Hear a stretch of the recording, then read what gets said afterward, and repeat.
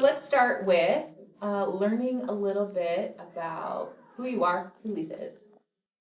I am a 42-year-old mom, elite level athlete, accounting assistant, and wife. And I enjoy all those things for various reasons. Being a parent, a mom, is probably one of my favorite things. Watching my 7-year-old boy grow up has been an amazing experience. And I've loved every part of it. Did any of your hats that you wear today, do any of them surprise you? Each one of the hats I've worn has come with surprises. Being a parent comes with so many surprises and experiences that you're never prepared for. Some experiences are milestones and bring a smile to your face, and other challenges, are more difficult to go through. But each one of those areas, being an elite level athlete, also surprises. They're always along that journey. But they also, again, the challenges that come with being an elite level athlete as well are difficult. But overall, each one of those areas has pushed me to grow in many different ways and has helped me to accept who I am and then helped me to grow to who I want to be. Would you be able to share a little bit more about what that has looked like for you in accepting who you are? I'm going to start the story with when I was growing up. I've had my visual impairment since birth, so it's a congenital visual disability. And that my parents recognized that there was something wrong with my vision when I was born. So they knew at a young age that there was something going on. However, the ability to determine what my visual disability was took a while because of communication barriers as a baby, obviously, and then early intervention wasn't as strong, it wasn't as involved in the early 80s. And so now it's a very different story with early intervention. But at that point, they did struggle to figure out what I was seeing and how I was interpreting what I was seeing. Growing up with a visual disability, I have 2 older brothers, and they are totally sighted. In the big light, I was not treated any differently. My brothers treated me like a little sister, and I would go out with them and try to play sports with basketballs and footballs and tennis balls and do my best to fit in, which was a very wonderful thing. It was very uplifting for me to be treated as if any other child would be treated. And my parents also encouraged me to get involved in community activities and such to make sure that I was involved in an inclusive environment. However, with that in mind came some challenges. And when I was very little, I didn't understand why. And why I just wasn't able to keep up with everyone and doing different sports. With those challenges came frustrations. And the frustration for me led to just wanting to be like everybody else, not wanting to be identified as someone with a visual impairment. So that was happening sort of in my social world, my family world.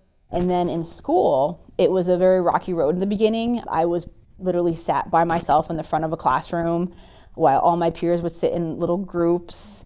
And so I felt very isolated, and I was just very, again, frustrated because I wasn't with my peers. It hindered some of my socialization, and it hindered my ability to know who I was. I didn't want to be identified as someone with a visual impairment. As I grew up in the elementary and middle school, I fought every comment about being visually impaired, about having a visual disability. I knew I had one, I knew I had to work through it, but I did not want to be identified as that. I was fighting who I was, and at that time it felt comfortable though, because I was trying to be like everybody else. And although I had my challenges with doing different sports and activities, I still was like, oh, it's okay, I'm going to keep pushing myself. So I learned a lot of grit and grind and determination from doing this, but I was never accepting or trying to accept that this is part of who I am. I'm not going to see very well, and I may not see well ever. I was a typical kid looking forward to being able to even drive. And in middle school, I was right there. I'm like, I'm going to drive. I'm going to do this.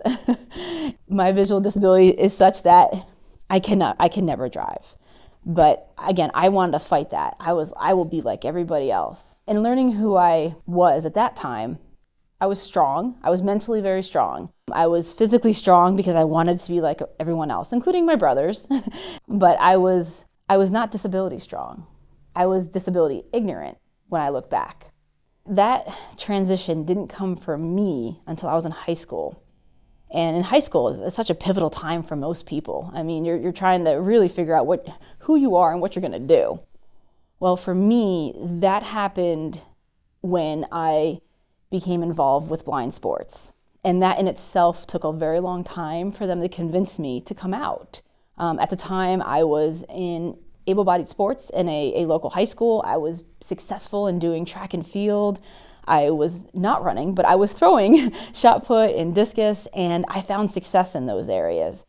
And through that success in able-bodied sports, it pushed me further away from blind sports and blind people. It helped my confidence so much to find that success. But again, my disability growth of who I am was not happening. I had a core group of friends that would help me when I was out in the field throwing a discus, because I could throw the discus, but then going to find my discus was a whole other adventure.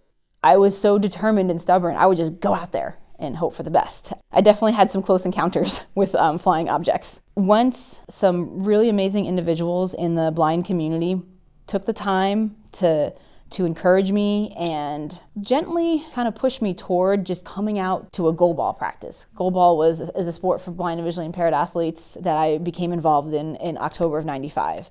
However, the campaign to get me to that practice in October of '95 took about a year because I just wanted nothing to do with it. I thought it was a step back, not a step forward. Eventually, again, after these wonderful, wonderful people that were part of this organization called the Association of Blind Athletes of New Jersey, got me bought into this to come out to a practice, that is when my life finally began to change.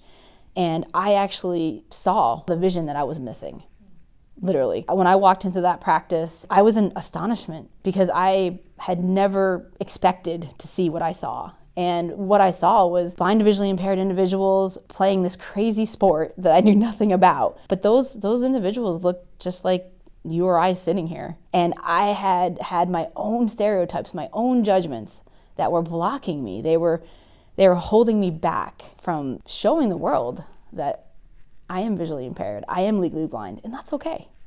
I'm here to change the world. And that's just part of who I am. And so that was the beginning of my journey to becoming the person I am today, the advocate for our community, our blind culture, our disabled culture, because I have obviously the strength of understanding blindness in its entirety, but I also feel like I'm an advocate and a leader for the entire disability population. Looking back on all my experiences from growing up to going to college, to being a Paralympic athlete, to getting married, being a parent, working in various professional settings, all of those experiences, people offered me opportunities.